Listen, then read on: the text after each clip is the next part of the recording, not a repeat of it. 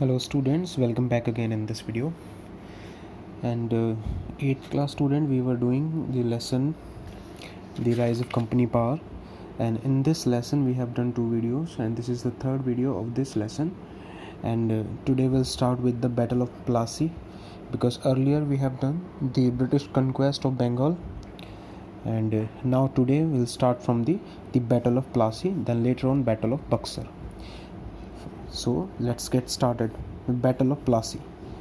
So the question again, where is Plassey? So Plassey is situated in West Bengal.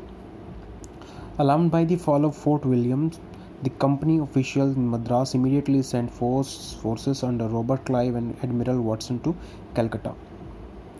Fall of fort William के fall यानी उनके पतन के बाद company official इन मद्रास में जो है इमीडिएटली उन्होंने फोर्सेस भेज दी किसके उसमें Robert Clive and Admiral Watson to Calcutta. तो रॉबर्ट क्लाइव और एडमिरल वाटसन के नेतृत्व में उन्होंने जो है कलकत्ता अपनी सेना भेजी. After his arrival in Calcutta, Clive succeeded in securing the support of Manik Chand. और कलकत्ता में अराइवल के बाद रॉबर्ट क्लाइव जो थे वो सक्सेसफुल हो गए किसके सपोर्ट से? मानिक चंद के सपोर्ट से. And the nawab's officer in charge of Calcutta Mir Jafar, the commander in chief of nawab's army Jagat Seth, an influential banker and Omichand and intermediary. Omichand जो थे वो इंटरमीडिएट थे, उनके बीच के जो समझौता करवाने वाले जो होते हैं मीडिएटर भी जिसको बोला जाता है कई बार.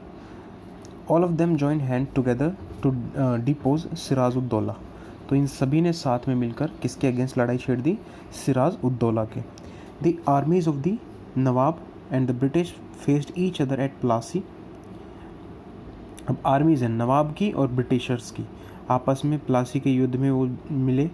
Mango Grove 22 miles south of Murshidabad on 23rd June 1757.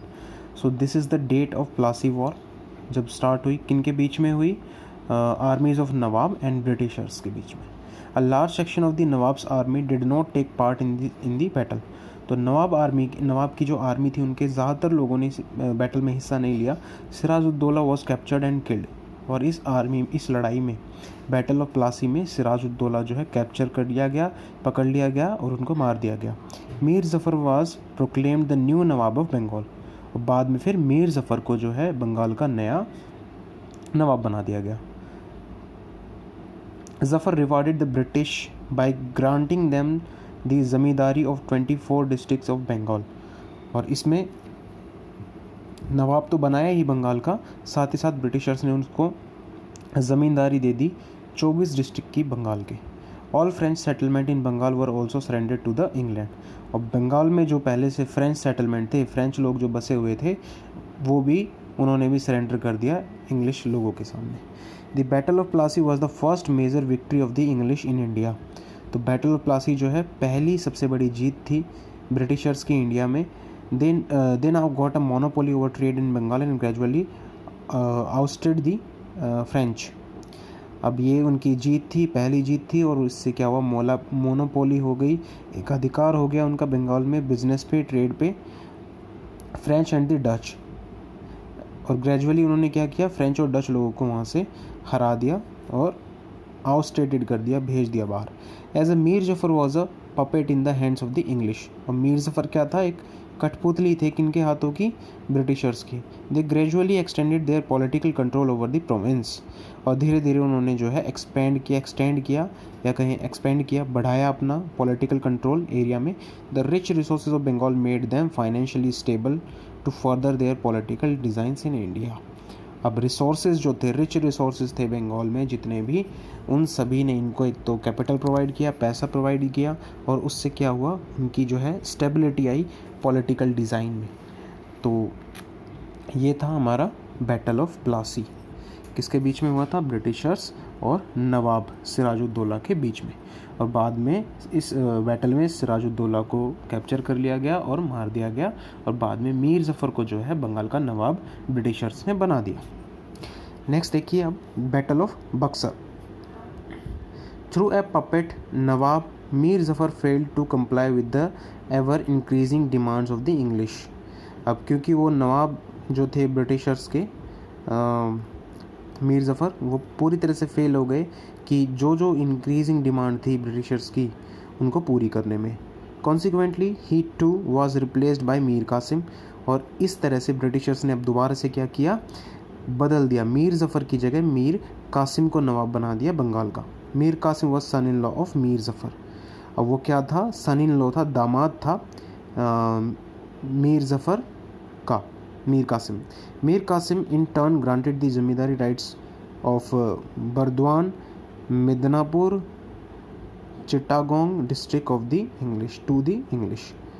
अब इन डिस्ट्रिक्ट्स की, इन 3 डिस्ट्रिक्ट्स की जो है, बर्डवान, मिदनापुर एंड चिट्टागोंग, इन डिस्ट्रिक्ट की ज़मींदारी प्रोवाइड कर दी गई मीर कासिम को।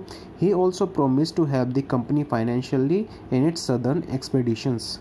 तो साउथ के जितने रूट्स थे, अब ब्रिटिशर्स चाहते थे पूरे इंडिया में उनका जो है, उनकी मोनोपोली हो, उनकी कॉलोनीज़ बने, तो इसमें हेल्प की किसने, मीर कासिम ने, फाइनेंशियली, पैसों से related. Mir Qasim transferred his capital from Murshidabad to Monghyr in order to avoid the company's interference in his policies.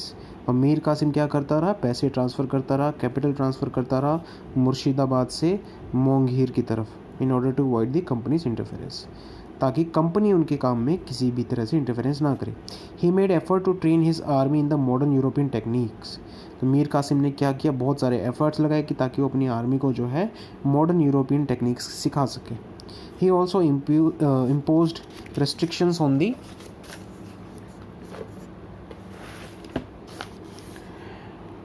internal trade of the company in Bengal. He abolished all duty on internal trade to provide equal opportunity to both English and the Indian traders.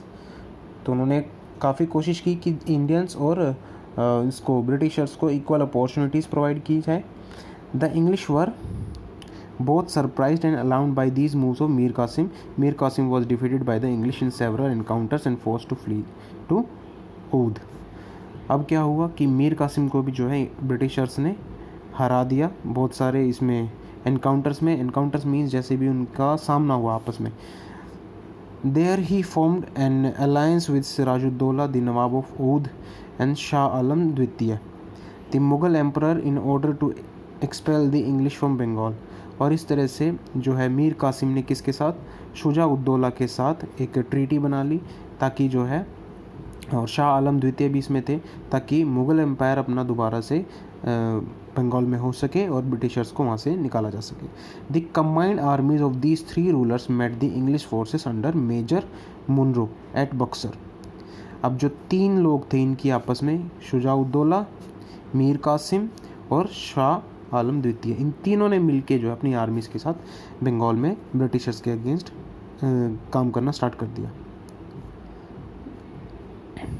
Major Munro at Buxar 22 अक्टूबर 1764। अब ये जो लड़ाई हुई थी इन तीनों armies की Britishers के साथ, वो बक्सर में हुई थी। अब बक्सर कहाँ पे है, बक्सर है बिहार में, eastern part of UP touching Bihar, Bihar के अंदर यूपी से टच करता हुआ एरिया ये बक्सर है।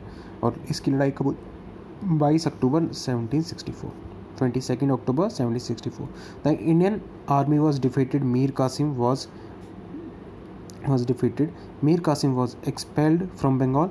और इस लड़ाई में जो है दोबारा से हार गए ये, और मीर कासिम को जो है एक्सपेल कर दिया गया, बंगाल से निकाल दिया गया।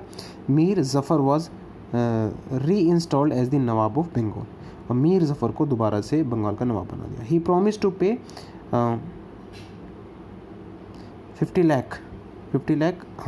5 lakh sorry to the company every month. अब उसने क्या प्रॉमिस किया कि साथ ही साथ जो है जो मीर ज़फ़र है उसे 5 लाख रुपए हर महीने जो है कंपनी को देना होगा, ईस्ट इंडिया कंपनी और वी कैन से ब्रिटिशर्स को। The battle of Buxar clearly displayed the superior military power of the English. इस तरह से जो है बैटल ऑफ बक्सर में ये सुनिश्चित हो गया कि भाई जो ब्रिटिशर्स की आर्मी है वो ज़्यादा पावरफुल है, ज़्यादा एडवांस है। The whole of Bengal, Bihar, Orissa was now at their feet. और पूरी तरह से बंगाल, बिहार और उड़ीसा जो है उनके चरणों में थे, पैरों में थे। The entire territory up till Allahabad now came under their control, और इलाहाबाद यूपी तक भी उनका जो है शासन हो गया। The English get themselves to check the increasing power of the Marathas. अब बाद में जो है इंग्लिश लोगों ने, ब्रिटिशर्स ने देखा कि भाई पावर जो है मराठास की, महाराष्ट्र में जो मराठा है उनकी पावर बढ़ रही है, और in 1765 by royal verdict of the Mughal emperor the company became the diwan of the province of Bengal. और इस तरह से कंपनी जो है बंगाल की प्रोविंस में एक दीवान बन गई, मतलब एक तरह से खास बन गई।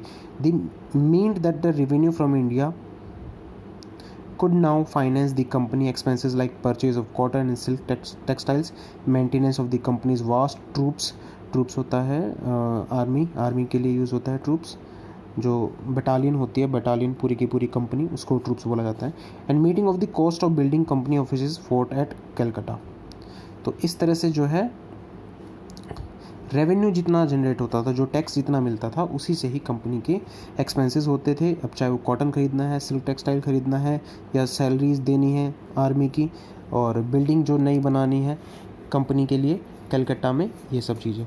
Thus while on the one hand the entire power and finance came under the control of company with no responsibility, the nawab Bengal had to run the entire administration without any finance. और अब जो है नवाब बंगाल का जो नवाब था, कौन बना था दोबारा से, मीर ज़फ़र, उन्हीं को ही जो है पूरी तरह से बंगाल का खर्चा उठाना था।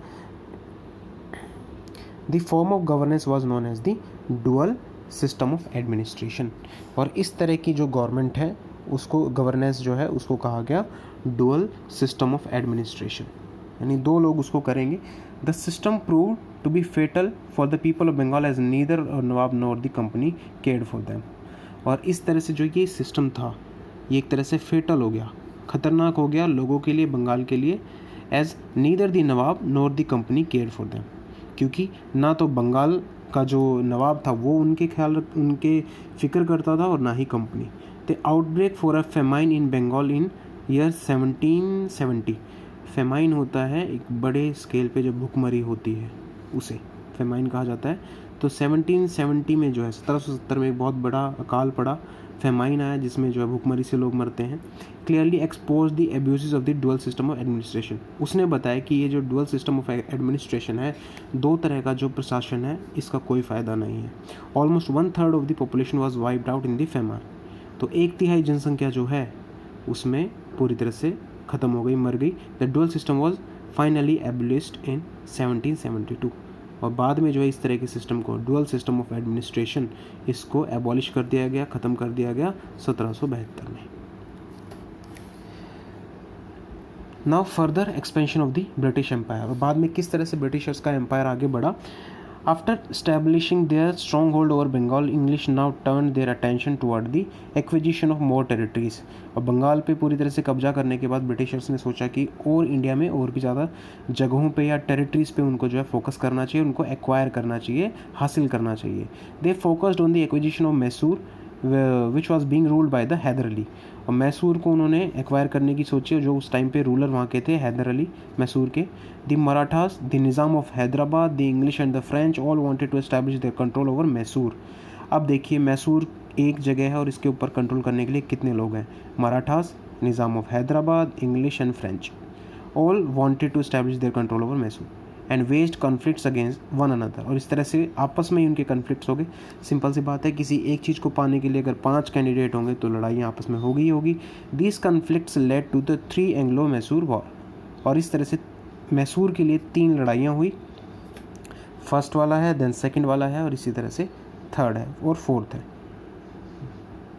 Fourth and fifth. चलिए, तो अब ये एक एक करके जो है हम नेक्स्ट वीडियो में करेंगे। काफ़ी लेंदी वीडियो हो गई है ऑलरेडी।